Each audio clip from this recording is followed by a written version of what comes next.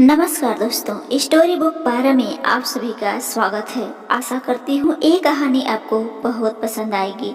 आज रवीना कई महीनों से देख रही थी कि घर से हर छोटा छोटा सामान गायब हो रहा है। रवीना को समझ में ही नहीं आ रहा था कि सामान जा कहाँ रहे थे। और आज तो हद ही हो गई थी। कुछ नई चादरें थी जो रवीना कुछ दिन पहले खरीद कर लाई थी और अपने अलमारी में रखी थी, लेकिन आज देखा तो अलमारी में नहीं थी। अब तो रवीना का पारा चढ़ गया कि आखिर ये हो क्या रहा है।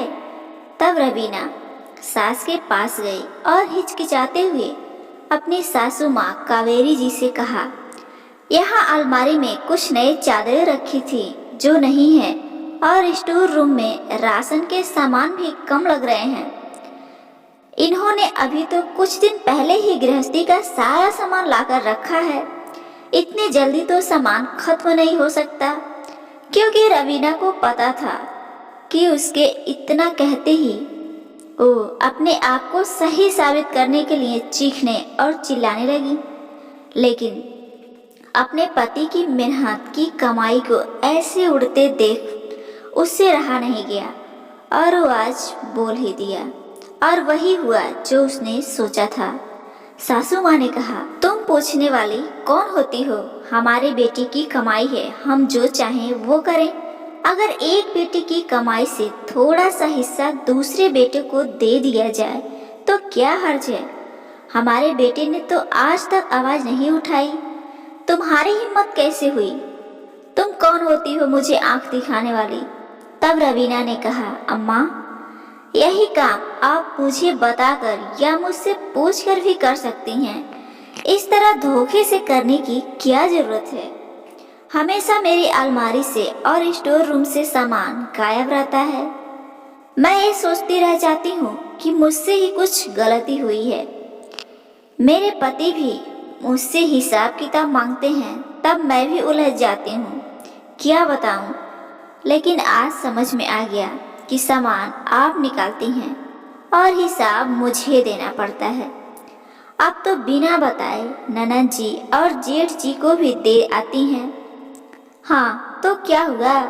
वो सिर्फ तुम्हारा पति ही नहीं है, हमारा बेटा और उसका भाई भी है, तो उसके प्रति भी उसकी कुछ जिम्मेदारियां बनती हैं। तुम्हारी गृहस्थी से थोड़ा बहुत उठाकर दे दिया तो घट नहीं जाएगा, यह उनका हक बनता है। और सुन रवीना, तू बीच में नहीं आ सकती। तब रवीना ने कहा, अम्मा जी, छोटे बेटे का फर्ज सिर्फ मेहनत करके कमाना और यूं गंवाना नहीं है। अम्मा, हम लोग भी अपनी ज़रूरतें बड़ी मुश्किल से पूरी करते हैं। रोज मैं इनकी आंखों में घर गृहस्थी को लेकर चिंता देखती हूँ तो मैं भी परेशान हो जाती हूँ कि काश आपने जेठ जी को भी इनकी तरह मेहनत करना और अपने परिवार की जिम्मेदारियों को निभाना सिखाया होता। यूँ रोज रोज अपनी माँ और भाई से मदद मांगना कहाँ तक सही है? बड़े होकर भी कभी अपने छोटे भाई के साथ तो खड़े नहीं हुए और आप हैं कि अपने ही बेटे को ही धोखा दे रही हैं। और अगर ननद जी को अपने घर में संतुष्ट रहना सिखाया होता तो आज आपको ऐसा नहीं करना पड़ता। वो अपने भाई की हालत नहीं जानती जो अपनी ज़रूरतों का रोना आपसे रोती रहती हैं, और आप अपने बेटे की हालत जानते हुए भी उसके ऊपर बोझ बढ़ाती रहती हैं। और वो लोग जानते हैं कि आपके सामने अपना रोना रोएंगे और आप मेरी गृहस्थी से सामान उठाकर उन्हें पकड़ा देंगी, जबकि मैं भी सबको देखती हूँ। वो लोग सिर्फ आपको दिखाने के लिए गरीब लाचार बने रहते हैं। किसी की मौज मस्ती, पहनने ओढ़ने और खाने पीने में कोई कमी नहीं है। हर दिन लोग होटलबाजी करते हैं, सैर सपाटे करते हैं, सबके पास ही मुझसे अच्छे कपड़े लगते हैं। रोज लोग निकल जाते हैं कहीं न कहीं, लेकिन आपकी नज़रों में सब बेचारे बने रहते हैं। आपकी आंखें बंद होगी लेकिन मेरी आंखें खुली हैं। अब मैं किसी को भी अपने पति की गाढ़ी मेहनत की कमाई में हिस्सा नहीं दे सकती। हम लोग सिर्फ आपकी जिम्मेदारी ही उठा सकते हैं, पूरे परिवार की नहीं। और आगे से मैं अपनी घर गृहस्थी में ताला लगा कर रखूंगी, क्योंकि आपने मेरा विश्वास तोड़ा है। आज रवीना दो टूक में अपनी सासू माँ को अपना फैसला सुना देती है।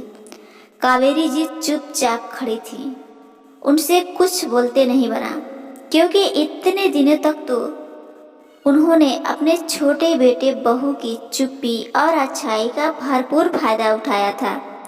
कभी अपने छोटे बेटे के बारे में नहीं सोचा, लेकिन आज रवीना ने सास को आईना दिखाया कि जो वो कर रही हैं वो गलत है। ऐसे किसी के भरोसे को ना तोड़े।